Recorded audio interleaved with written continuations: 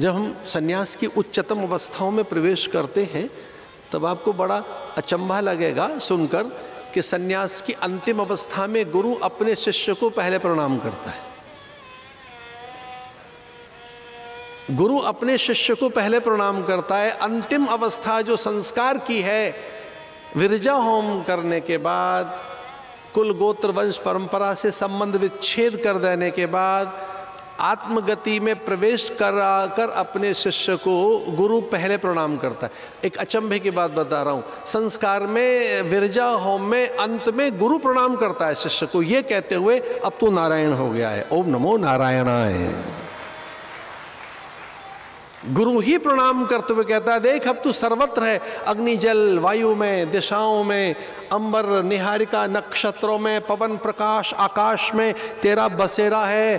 अब तेरा डेरा ये पूरा अंबर है, खाली डेरा रोहतक के गौकर्ण धाम में ही नहीं है, ये पूरा अंबर ही तेरा डेरा है। ये पूरा जैव जगत में तेरा बसेरा है। ये अलख का अर्थ है जो नहीं दिखाई दे रहा है वो भी तेरा ही है, तू ही है। सर्वत्र सर्वम खलु इदम ब्रह्म। गुरु एक दृष्टि देता है कि देखिए जो सब पार्टिकल्स हैं, जितने भी ये नन्हे नन्हे जितने भी ये कण हैं, वो धरती अंबर अग्नि जलवायु के सब एकीकृत एक से ही है। कोई एक से ही अनेक चीज बनी है एक तत्व से। जो बिग बैंग की थ्योरी है, अणु परमाणुओं का जो संघात बताती है पश्चिम की जो थ्योरी, बिग बैंग की जो थ्योरी है, वो यही है जो अभी गुरु बता रहे हैं, सुखदेव मुनि जो बता रहे हैं राजा परीक्षित को, कि कोई छोटे से अणु के अंदर ही आकार छुपा हुआ है।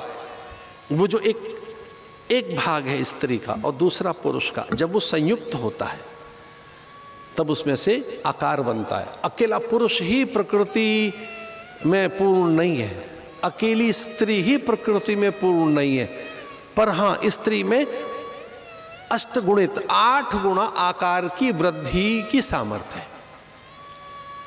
चेतना में 10 गुना वृद्धि की, ये एक अलग से कथा है, इस पर विचार करना थोड़ा सा। स्त्री प्राय 8 गुणा ताकतवर है, 8 गुणा।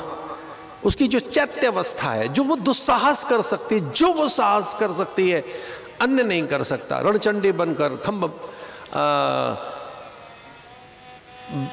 वो जो बिंब है उसमें उसकी 8 गुणा ताकत है। जैसे अस्त्र शस्त्र लेकर वो निकल पड़ी रणचंडी बनकर, चंड मुंड शुंभ निशुंभ महिषासुर के वध के लिए। तो वो जो पहली एक चैत्य सत्ता, साकार सत्ता, आकृति की जो 8 गुणा और 10 गुना उसकी चेतना की सामर्थ्य पहले प्रकट हुई। आइए हम आपको कथा में ये बताने का प्रयास कर रहे हैं कि मनु शत्रुपा को जब आदेश मिला कि सृष्टि का विस्तार करो, तो सबसे पहले कन्या का जन्म हुआ। इस धरती पर सबसे पहले स्त्री आई है। इस धरती पर सबसे पहले स्त्री का आगमन हुआ है। जो मैथुनी सृष्टि में जो पहली कृति है, मनुष्य की पहली उत्पत्ति, जो मानसिक सृष्टि है, काल्पनिक सृष्टि थी, ऋषि जो बनाए गए, उनमें जो पहला जन्म हुआ दंपति से, युगल से, पति पत्नी से जो पहली एक संतान पैदा हुई, हम मनुष्यों की उपज और मनुष्यों के उत्पादन में सबसे पहले स्त्री का जन्म हुआ। इसलिए वेद कहता है, वेद ने प्रार्थना करते हुए कहा, ये वेद मंत्र है, त्वम स्त्री त्वम पवनासि त्वम कुमार उतवा कुमारी। हे धन्य है परमात्मा, हे ईश्वर तू धन्य है। कुमार बाद में बना, पुरुष बाद में बना, अन्य रूप तेने बाद में धारण किए, पहले स्त्री बना, तुम स्त्री। इस सृष्टि में पहले कन्या आई है, 10 पुत्र समा कन्या। अगर घर में पहले कन्या है तो उदास न हो जाना, असहज मत हो जाना। दूसरी कन्या पर भी असहज न होना।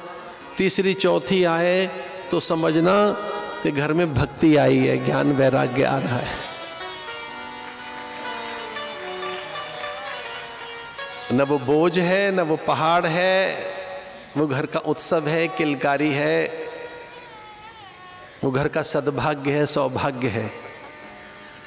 बड़ा सा मन बनाकर चौथी पांचवी भी कन्या हो तो शहनाई बजवाना, ढोल बजे, मिठाइयाँ बटे, उत्सव घर में हो।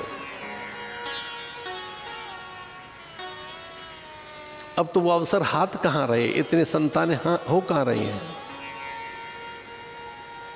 लेकिन नव कन्याएं आई, उन्हीं से पहली कन्या से 9 कन्याएं।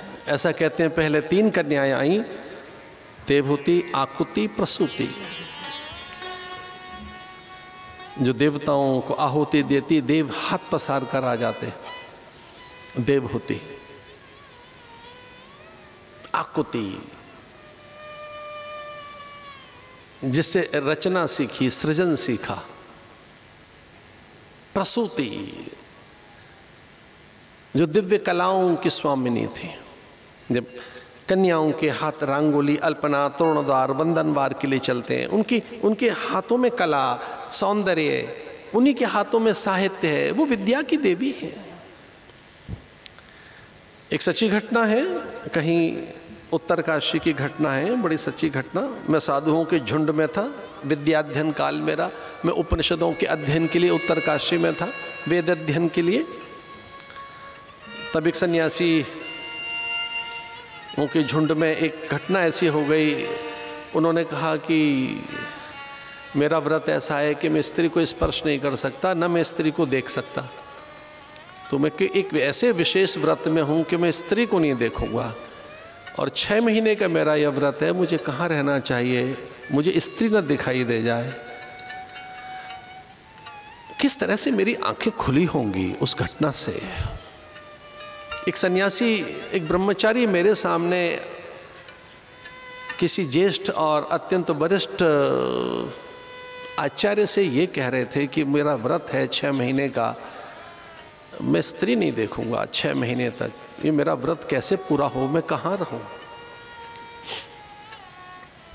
और तब उस ज्येष्ठ आचार्य ने कहा कि तुम कहीं भी रहो, तुम्हारी जिह्वा पे जो सरस्वती स्त्री बैठी है उससे कितनी दूर रहोगे।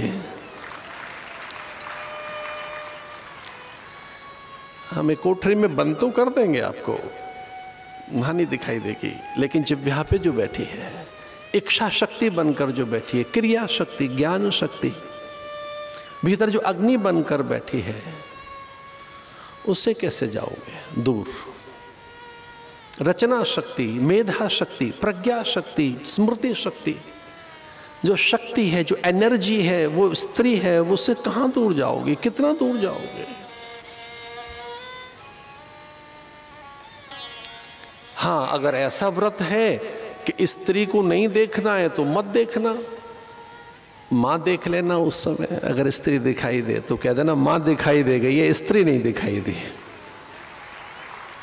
जब स्त्री दिखाए तो कह देना माँ दिख गई, माँ तो देख सकते हो ना। और जो नाड़ियां भीतर हैं वो भी तो स्त्रियां हैं। हमारे शास्त्र कहते हैं जो 72 करोड़ नाड़ियां हैं हमारे शरीर में, वो सब स्त्रियां हैं। लोग कहाँ जाएं फिर। जो धमनियां हैं, जो शिरोधाराएं हैं, सब स्त्रियां तो हैं, कहाँ जाएं। ऐसे कोई व्रत मत लीजिए, एक ही व्रत लो कि सब जगह वही एक है और कोई दूसरा नहीं है।